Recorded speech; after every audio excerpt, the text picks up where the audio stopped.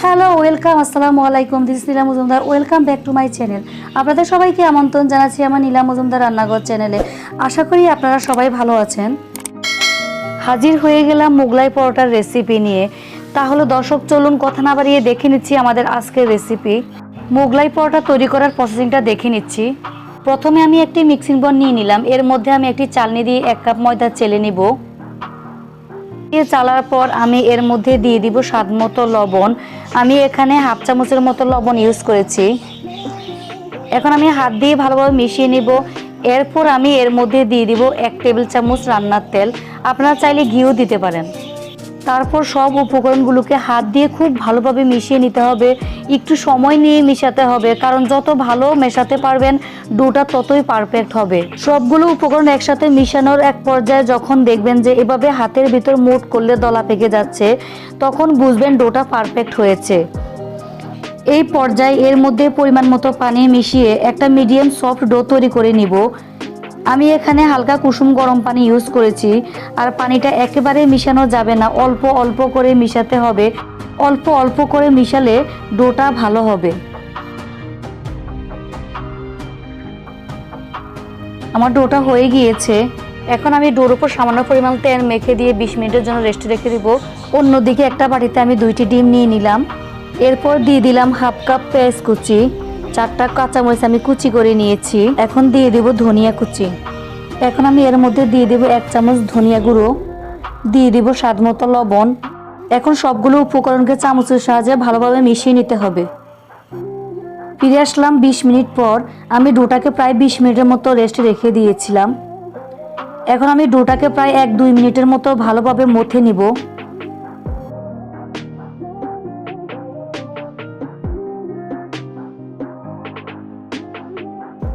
এরপর ডোটাকে আমি সমান দুভাগে ভাগ করে নেব।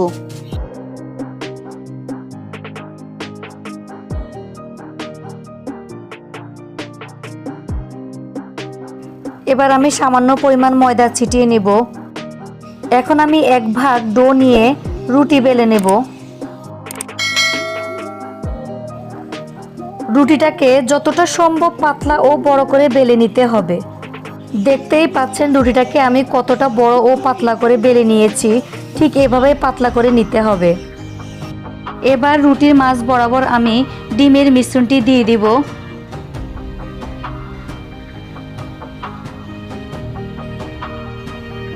এবার রুটিটাকে চারপাশ থেকে ভাঁজ দিয়ে নিতে হবে।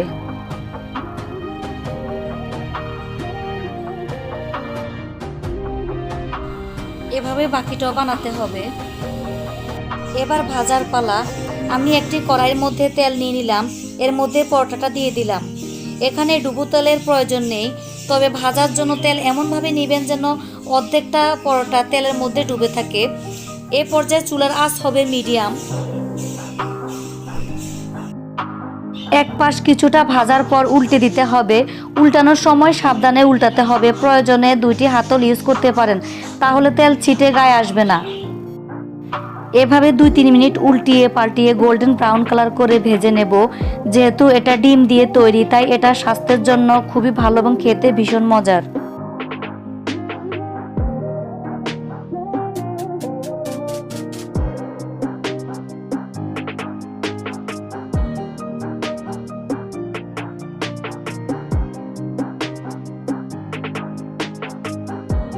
আমার মোগলাই পরোটা ভাজা হয়ে গিয়েছে। এবার আমি এক্সট্রা তেলটুকু ঝরিয়ে নেব। ঠিক একইভাবে আমি বাকিটা ভেজে নেব।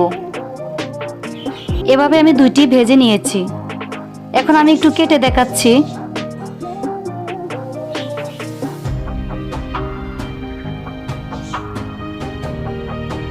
দেখুন কতটা সুন্দর হয়েছে এবং খেতে অসাধারণ। অনুরোধ রইল বাসায় একবার ট্রাই করে দেখবেন। খেতে কিন্তু সত্যি খুবই মজার। চেষ্টা করেছি আমি সহজভাবে দেখাতে। আশা করি আপনাদের কাছে আমার এই রেসিপিটি সহজ লেগেছে। আমার আজকের রেসিপি যদি আপনাদের কাছে ভালো লেগে থাকে তবেই আমার সার্থকতা। আশা করি আমার এই রেসিপিটি আপনাদের কাছে ভালো লেগেছে। রান্না তো সহজ হয় উচিত, তাই না? আমার রান্না যদি আপনাদের কাছে ভালো লেগে থাকে, লাইক, কমেন্ট এবং শেয়ার করতে ভুলবেন না। সাবস্ক্রাইব করুন আমার চ্যানেল। খুব শীঘ্রই হাজির হয়ে যাব নতুন আরেকটি রান্নার ভিডিও নিয়ে। ভালো থাকবেন, সুস্থ থাকবেন এবং আমার জন্য দোয়া করবেন। কিপ ওয়াচিং নীলা মজুমদার রান্নাঘর। আল্লাহ হাফেজ।